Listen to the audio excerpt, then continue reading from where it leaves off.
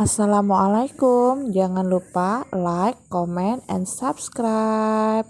Hai anak-anak ibu, hari ini kita melanjutkan pembelajaran kita mengenai teks hasil observasi. Sebelum membahas mengenai pengertian teks hasil observasi, ya, kita harus membahas tentang observasi atau pengamatan. Observasi atau pengamatan merupakan kegiatan yang dibuat untuk menghasilkan laporan baik secara lisan maupun tulisan. Ya, teks hasil observasi ini hasil akhirnya baik secara lisan maupun tulisan. Namun untuk hari ini kita membahas tentang observasi secara tulisan, ya. Teks laporan hasil observasi adalah teks laporan yang memuat atau menjelaskan klasifikasi mengenai jenis sesuatu berdasarkan kriteria yang bertujuan melaporkan hasil dari sebuah pengamatan. Ya, ini coba kamu perhatikan contoh yang Ibu buat mengenai sampah yang bisa kita observasi secara langsung yang sering berada di lingkungan sekitar kita, baik lingkungan rumah maupun lingkungan dimanapun kita berada, pasti berkaitan tentang sampah.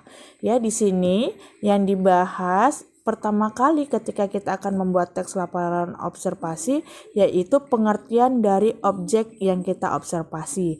Di sini adalah sampah. Jadi paragraf pertama itu membahas mengenai sampah. Setelah membahas mengenai sampah, yang kedua adalah tentang masalah yang timbul dari sampah tersebut.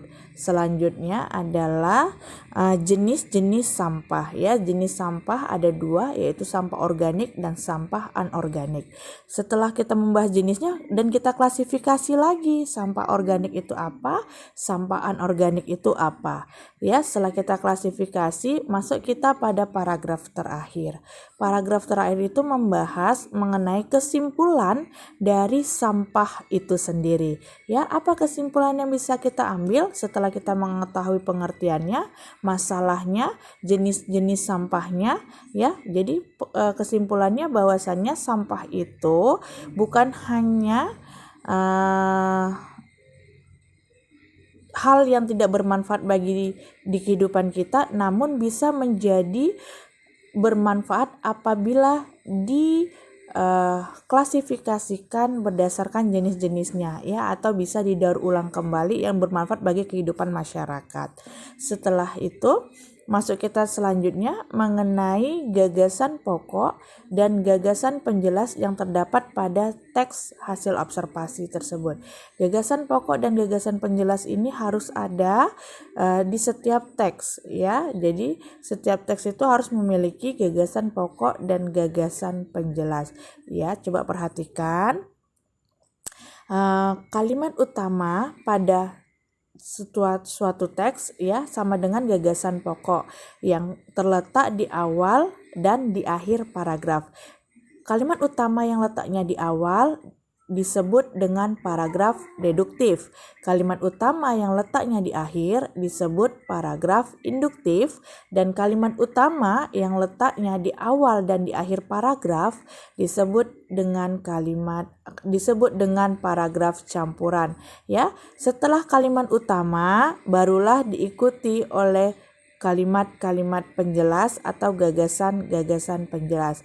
Ya, bisa diperhatikan bahwasannya kalimat utama itu letaknya ada di awal, di akhir, di awal, dan di akhir, ya. Sekarang kita lihat lagi supaya kamu lebih paham. Coba perhatikan, ya, ini yang Ibu tandai dengan tinta merah itu adalah kalimat utama, yang tinta biru adalah kalimat penjelas.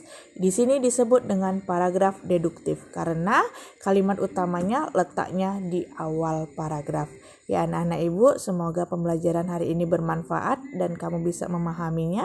Ibu akhiri, wassalamualaikum warahmatullahi wabarakatuh.